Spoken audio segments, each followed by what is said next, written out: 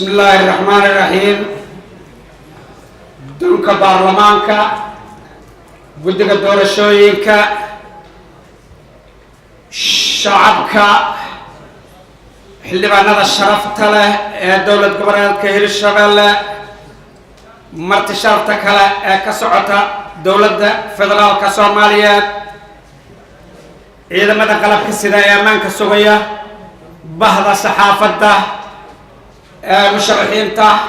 لما أنتين وحنا دلائها السلام عليكم ورحمة الله وبركاته.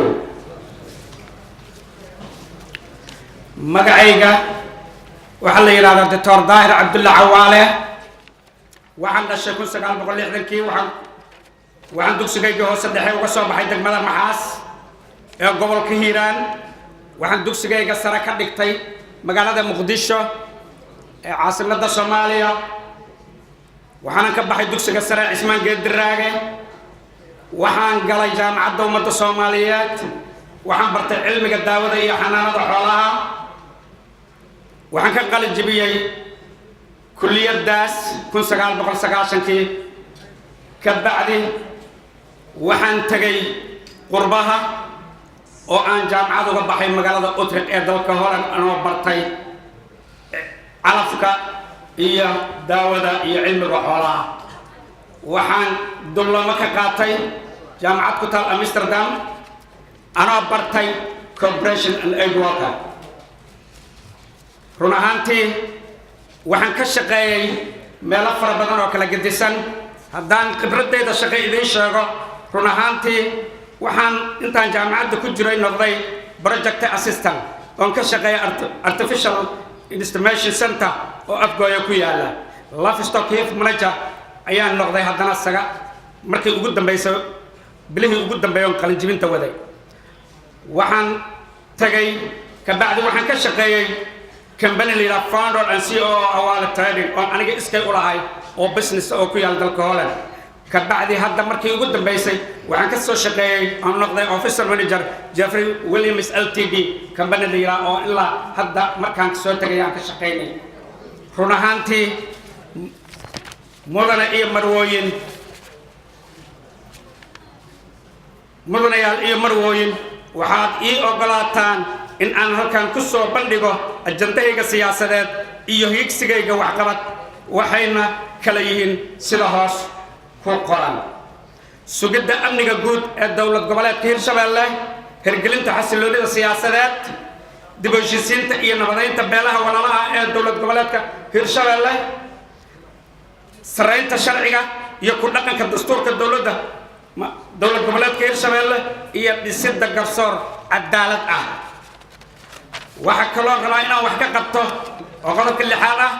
بايدا أذيك بالشلة hagaajinta xiriirka dawladda federaalka iyo dawlad goboleedyada abuuridda ururo bulsho madax bannaan dhowridda xuquuqda hadalka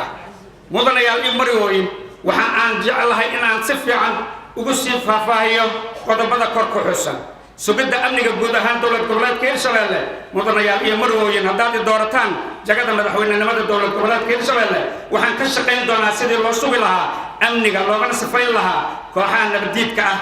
si loo helo nabad waarta dhammaan deegaanada dawlad goboleedka Hirshabeelle anoo kaashanaya ciidamada dawlad goboleedka Hirshabeelle ciidamada Jamhuuriyadda Federaalka Soomaaliya iyo saaxiibadeen AMISOM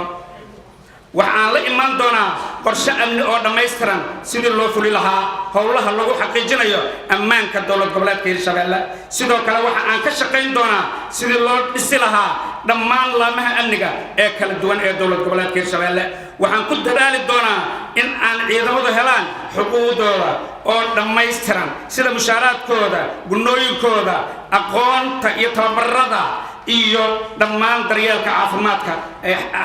asaaska u ah noloshooda waxaan ka shaqeyn doonaa sida la isugu furi lahaa dhammaan isu socodka deegaanada dawlad goboleedka Hirshabeelle maadaama uu hadda yahay isu socodku mid cakiran una baahan in shaqo degdeg ah laga qabto loona helo amni sugan mudanayaal iyo marwooyin run ahaantii waxaa loo baahan yahay in wax badan la qabto haddii la isku dayo oo habeen iyo maalin loo soo jeedo run ahaantii waxaan abuuri doonaa hergelinta xasilooni siyaasadeed dalkeena sidoo u burburay waxa ka jirta xasilooni darro siyaasadeed waxaan si dhab ah u abuuri doonaa runaantii xasilooni siyaasadeed xasiloonida siyaasadda xildhibaanada sharafta iyo lahow haddii aad ugu doorataan xilka madaxweynaha ee dowlad goboleedka Hirshabeelle waxaan la imaan doonaa xasilooni siyaasadeed oo dhab ah si looga baaqsado isfaham waay horseedana dib u dhac iyo dhaawac ku yimaada laamahaas hay'adaha waxa aan soo dhisi doonaa golo fulin oo tayo leh isla markaana awood buuxda u leh shaqada loo idmaday si loo dareemo isbeddel dhab ah waxa aan tixgelin doonaa nidaamka shaqada loo kala leeyahay si fiican u akhri waxaan u akhriyay si fiican dastuurka ku meel gaarka ah ee dowlad goboleedka Hirshabeelle qodobkiisa 11 57 58 golaha fulinta waxa ay noqon doonaan kuwa aqoon iyo khibrad u leh shaqada ay qabanayaan una diyaar ah samata bixinta shacabweynaha dowlad goboleedka Hirshabeelle waxaan kala tashan doonaa madaxweyne ku-xigeenka golaha baarlamaanka iyo golaha guddoonka baarlamaanka qaybaha ururada bulshada rayidka ah marka aan gaarayo go'aanada asaasiga ah iyo kuwa masiiriga u ah mustaqbalka dowlad goboleedka Hirshabeelle waxa aan la xisaabtami doonaa golayaasha fulinta si loo xaqiijiyo habka ay u guteen shaqadoodii loo idmaday loona helo fikrado wax dhisaya xildhibaanada sharafta lahow dhinaca kale waxa aan baahin doonaa awoodaha maamulka ee dowlad goboleedka hab ku dhisan wada tashi is-ixtiraam ayadoo oo lagu baahin doono dhammaan degmooyinka iyo deegaanada dowlad goboleedka si looga fogaado caqabadaha hor yaalla mudanayaal iyo marwooyin haddii aad doorataan xilka madaxweynaha dowlad goboleedka Hirshabeelle waxaan ballan qaadayaa in aan waqtigeyga ku lumin wax ka baxsan mas'uuliyadda aad ii doorataan kuna xusan dastuurka dowlad goboleedka Hirshabeelle qodobkiisa 51 waxaan ku sugnaan doonaa xafiiskayga haddii aanan u bixin safar shaqo oo gaaban qodobka saddexaad run ahaantii qodob kasta oo muhiima oo aan ku bilaabo amniga ayaan ku bilaabay waxa barbar socod doona mar walba dib u heshiisiintu ma laha xad waa bilaaw ilaa dhammaad weligeena waa wadaynaa inta ummadda Soomaaliyeed gaar ahaan shacabka ku nool dowlad goboleedka Hirshabeelle ay qalbigoodu iskugu noqonayaan mid saafi ah mudanayaal iyo marwooyin waxaan ka shaqayn doonaa dib u heshiisiinta iyo nabadeynta beelaha walaalaha iyo dhowrista diris wanaagga mudanayaal iyo marwooyin haddii aad codkiina isiisaan oo aad doorataan waxa aan dib u heshiisiin u samayn doonaa dhammaan qabaa'ilada degan dowlad goboleedka Hirshabeelle gaar ahaan kuwa colaadda hadda ka dhex oogan tahay iyo kuwa colaadda dagaal soo dhex martay aniga oo kaashanaya qaybaha kala duwan ee maamulka waxa aan kulamo iyo shirar dib u heshiisiineed u furi doonaa beelaha wax kala tabanaya si ay u gaaraan heshiis waara anigoo kaashan doona waxgaradka iyo culimaadudiinka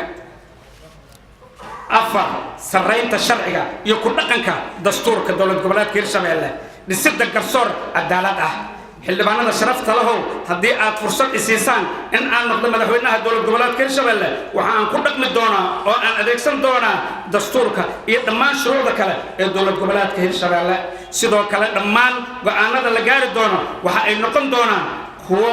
ku salaysan dastuurka ku meel gaarka iyo shuruuca kala gedisan sidoo kale waxa aan soo dhisi doonaa golo garsoor oo aqoon iyo khibrad u leh shaqadooda una cadaalad fala shacabkooda sida ku xusan dastuurka dowlad goboleedka Hirshabeelle qodobkiisa 57 farqada labaad mudane iyo marwooyin run ahaantii dalkii ugu burburay wuxuu u baahan yahay dib u dhisku waxaa loo baahan yahay in loo wajaho lama doonayo in la yiraahdo waxaan ka bilaabayaa cirka waxaan ka bilaabayaa inta waxa loo baahan yahay waxa ugu yar oo ugu horeeyo aan qaban karno in la qabto si hore loogu socdo haddii aan ku bilaawno waxaan dhisaynaa warshado waaweyn waxaan dhisaynaa garoonno waaweyn waxaan dhisaynaa waxaas waaweyn ayadoo asaaska noloshu ay baaba'san tahay ilama aha mid saxa waxaan doonayaa inaan ka bilaabo meesha ugu hooseysa dhismaha dibudhiska run ahaantii dibudhisku waxaa dibudhisadooda dhammaan xarumaha dawliga sida baarlamaanka madaxtooyada iyo dhammaan wasaaradaha si loo helo xarumo lagu shaqeeyo kow waa inaan taahir geliyaa run ahaantii inaan xoog saaro dibudhiska xarumaha booliiska maxkamadaha xabsiyada oo ay u dhammaystiran yihiin qalabkooda inaan xoog saaro dibudhiska aan ku samayno wadooyinka halbowlaha u ah isu socodka shacabka gaar ahaan wadada isku xirta muqdisho ilaa matabaan run ahaantii waxa iga go'an kow intaan taas la gaarin in aan dhisno ru'aantii waxaa iga go'an kow inaan dhisno ariboorka iyo jidka ka soo baxa ee magaalada Jowhar yimaad waa tilaabada ugu horeeya oo qaadayo sababtoo ah qof kasta oo loo yimaada hadduu meel cidla loogu yimaado cid waxna tari kartaa haba yaraatee ma jirto waxaa iga go'an inay caasimadu noqoto meel ay qof kastoo yimaada oo raba inuu wax ku taro oo u hiloobo inuu wax badan ku sii taro run ahaantii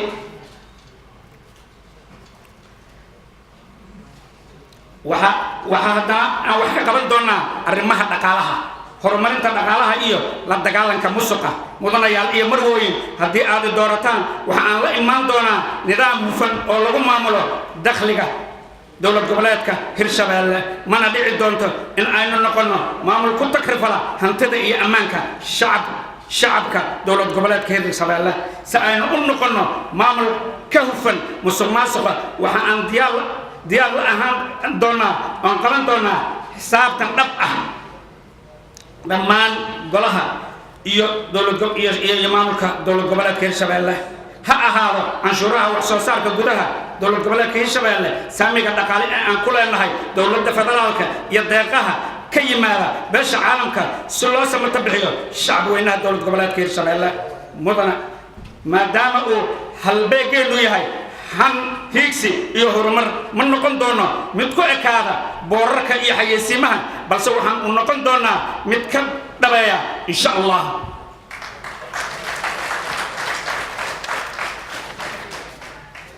waxa sidoo kale dawladdu aan yagleeli doono ku dadaali doontaa inay sare u qaad ku samayso dakhliga dawladda ayadoo aanan canshuur kordhin hal uga dhigi doonin kordhinta dhaqaalaha dowlad goboleedka Hirshabeelle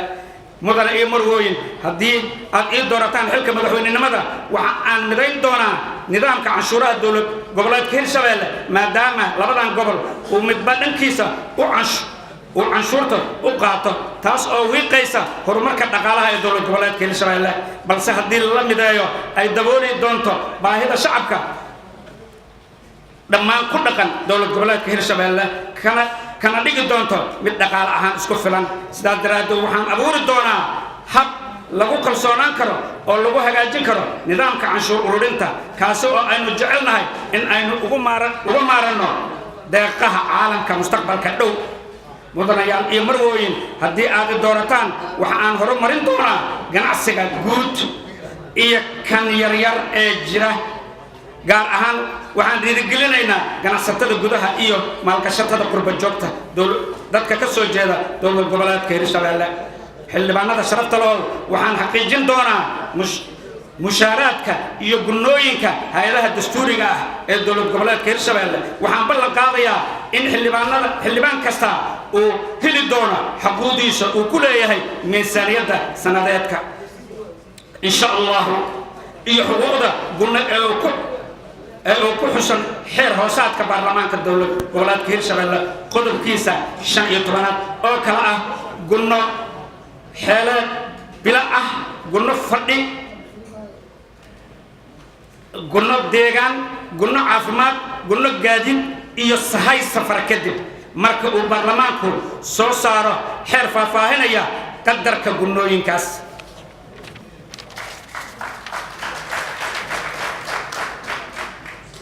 horumarinta dalkeenu waa khayraad badan yahay runtii waa inaan ka shaqaynaa sidaan u horumari lahayn xoolaha beeraha iyo khayraadka badda run ahaantii anagoo kaashanayna khubarada shaqada ku leh waxaan horumarin doonaa xoolaha beeraha iyo khayraadka badda anigoo kaashanayna hay'adaha dawliga ah iyo hay'adaha caalamiga ah deeq-bixiyayaasha iyo hay'adaha aan dawliga ahayn waxaan la iman doonaa qorshe cad oo u muuqda kuwa aan gaarsiin kara isku filnaansho dhammaystiran waxa aan xoogga saari doonaa sidii loo heli lahaa dhammaan agabyada u suuragelin kara beeralayda iyo dadka kalluumaysatada ah wixii ay noloshooda ku horumarin lahaayeen dhanka xoolaha waxa aan u shaqayn doonaa sidii xoolaha ay calaf iyo caafimaad joogto ah u heli lahaayeen maadaama aan aqoon fiican u leeyahay waxaan ku dadaali doonaa ka hortagga saamaynta abaaraha ay keenaan dadka reer guuraaga ah ama reer miyiga ah mudanayaal iyo marwooyin haddii aad i doorataan waxa aan aniga iyo dhammaan golaha fulinto iska kaashan doonaa raadinta maalgashiyaal caalami ah oo maalgelin ku sameeya khayraadka dabiiciga ah si shaqo abuur loo sameeyo run ahaantii waxaan soo bandhigi doonaa qorshana lagu taageero oo buuxa si aan u helno dekad aan khayraadkeenna ka dhoofino una dhoofino dibadda iyo dalka gudihiisaba waxaan dekadaas iyo gobollada dariskeenna ahba waxaa dekadaas meesha aan ka yigleelayno lagaga doodi doonaa baarlamaanka waxayna noqon doontaa meel laga tashtay oo ku habboon mudanayaal iyo marwooyin haddii aad ii doorataan waxaan aniga iyo dhammaan golaha fulintu isku kaashan doonaa raadinta wax kasta oo suurtagal ah oo aan dhaqaalaheenna ku kobci karno waxa aan mustaqbal iyo shaqooyin u abuuri doonaa dhammaan shacabka ku dhaqan dowlad goboleedka hirshabeelle gaar ahaan dhallinyarada ayadoo aynu ogsoonnahay in dhallinyaradu ay yihiin 75% waxaan ka hortegi doonaa dhammaan wax kasta oo caqabad ku noqon kara dhallinyarada shaqo abuurna waan u samayn doonaa hadduu alla idmo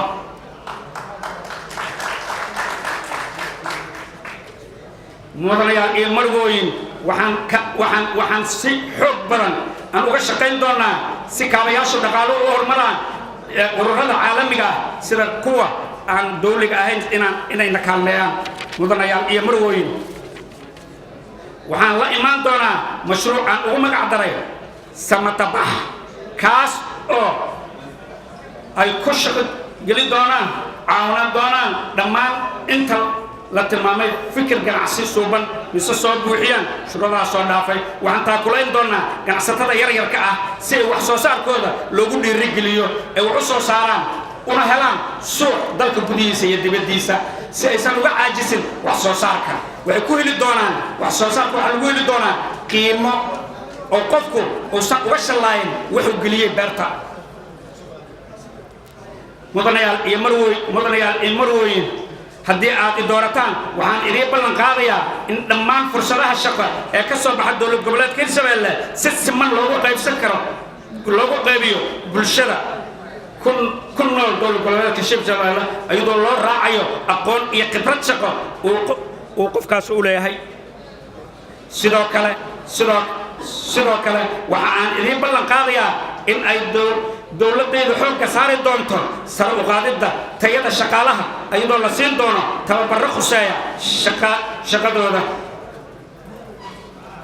baahinta adeega bulshada mudanayaal iyo marwooyin haddii aad i doorataan xilka madaxweynenimada waxa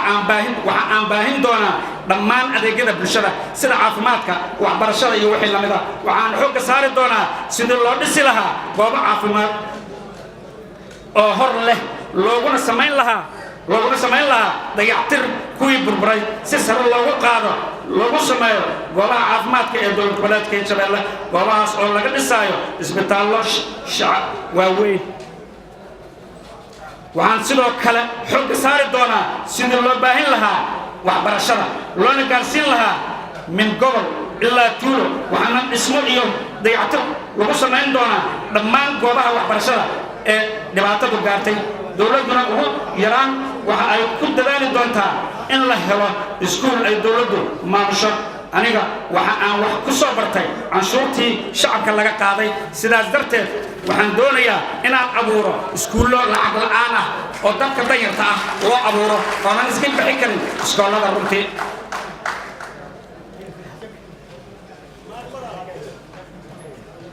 waxaan hirgelin doonaa jaamacado tayo leh marka la barbardhigo dalka intiisa kale sidoo kale mudanayaal iyo marwooyin waxa aan dhisi doonaa goobo isboorti oo kala gedisan si ay dhalinyaradu isku dhex gasho iskuna fahamto sportsku wuxuu ka mid yahay waxyaabaha dagaalka iyo dhibaatooyinka kala dhalinyarada ka ilaaliya waxaan xoog saari doonaa inaan meelaha dhalinyaradu ay ku ciyaarto xoog loo hormariyo waxaa sidoo kale hirgelin doonaa meelo dadka naafada iyo waayeelka ku kulmaan kuna madadaashaan daryeelna loogu sameeyo run ahaantii dalkeenna dhibaatada soo gaartay wuxuu abuuray dad badan inay naafo noqdaan waa in loo helaa xal degdeg oo lagu gargaaro dadkaas naafada ah hagaajinta xiriirka dowladda federaalka iyo dowlad goboleedyada runtii waxay noqonaysaa mudanayaal iyo marwooyin haddii aad ii doorataan xilka madaxweynenimada dowlad goboleedka hirshabeelle waxaan doonayaa inaan xiriir dhow la yeelano dowladda federaalka annagoo iska kaashan doona amniga dhaqaalaha iyo wixii soo raaca sidoo kale waxaa qasab ah in aynu tixgelin siino madaxda dowladda federaalka iyo madaxda dowlad goboleedyada ka jira dalkeenna waxaanan kula shaqayn doonaa si dhow oo haddana waafaqsan dastuurka ku-meel gaarka ah ee jamhuuriyadda federaalka soomaaliya waxaa kale oo muhiim ah in aan xiriir wanaagsan la yeelano dowlad goboleedyada dalka gaar ahaan kuwa deriska ah mudanayaal iyo marwooyin waxaan doonayaa maadaama ay nidaamka federalismku uu nagu cusub yahay in dugsiyada sare lagu soo daro federalismka si ay ardadu badan uga fahmaan mustaqbalka dambena loo helo jiil cusub oo federaalka wax ka fahamsan dalkana ay u xukumaan abuuridda urur bulsho madax bannaan waa ahmiyad gooniya oo mustaqbalka aan samayn doono runtii mudanayaal iyo marwooyin waxaan soo dhoweyn doonaa ururada bulshada rayidka ah ee hadda jira iyo kuwa samaysmi doona anigoo urur walba ku ixtiraami doona shaqadiisa gaarka ah isla markaana kula shaqayn doona sida ururada haweenka dhalinyarada shaqaalaha culimaadudiinka iyo wixii la mid ah waxaan u abuuri doonaa haweenka hay-ad xoog badan oo ka shaqaysa danaha iyo baahiyaha haweenka Soomaaliyeed maadaama ay yihiin kuwa ugu nugul dhibaatada mudanayaal iyo marwooyin qodobka 9 dhowridda xorriyadda hadalka mudanayaal marwooyin haddii aad doorataan waxaan ixtiraami doonaa xorriyadda hadalka muwaadiniinta hirshabeelle iyo kuwa Soomaaliyeed iyadoo aanan lagu mucaaradi doonin xaqa ay u leeyihiin inay fikirkooda cabiraan sida uu qabo dastuurka ku-meel gaarka ah run ahaantii mudanayaal iyo marwooyin waxaan u mahadcelinayaa dhammaan dadka ka soo qayb qaatay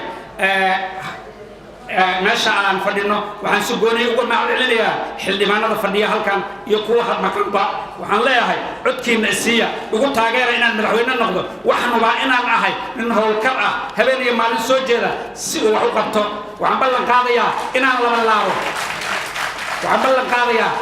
laba laabo waqtigii tagay 10 bilood ee naga tagtay si aysan dibdan kuwa kale noo dhimanna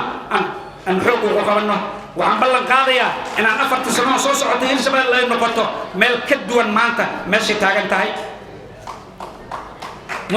mudanayaal iyo marwooyin xildhibaanada sharafta lahow waxaan maanta idin soo hor istaagay in aad codkiina iyo kalsoonidiina isiisaan oo aad doorataan madaxweynaha dowlad goboleedka Hirshabeelle waxaan isku dardaarmaynaa Hirshabeelle oo nabad ah Hirshabeelle oo barwaaqo ah Hirshabeelle oo horumarsan Hirshabeelle oo dib u dhisan Hirshabeelle oo cadaalad hesha Hirshabeelle oo midaysan Hirshabeelle oo marjac ka dhigata baarlamaanka iyo dastuurka u degan dhammaan waa idin mahadcelinayaa runtii aniga shakhsiyan haddaan mahadcelinta inkastoo ugu dambayn lahayd waxaan leeyahay weligaa anigu siyaasad ma gelin ururo samafal oo transparency ah waa ka shaqeeyey oo meelo kale gedisana oo aan la qiyaani karin sida Soomaaliya dhibaatada ka taagan oo wax badan la isdaba mariya aysan ka jirin runtii horena waa u soo sheegay inaan musuqmaasuqaas xoog loola dagaalamayo waxaan ahay nin cusub Soomaalidu waxay tiraahdaa maama ama ogaal gado ama ugu gado waxaan ahay ugu waxaan aaminsanahay inaan wax ka bedeli karo wax badan dhammaantiin waa idiin mahad celinayaa. Asalaamu calaykum waraxmatullaahi wabarakaatuh.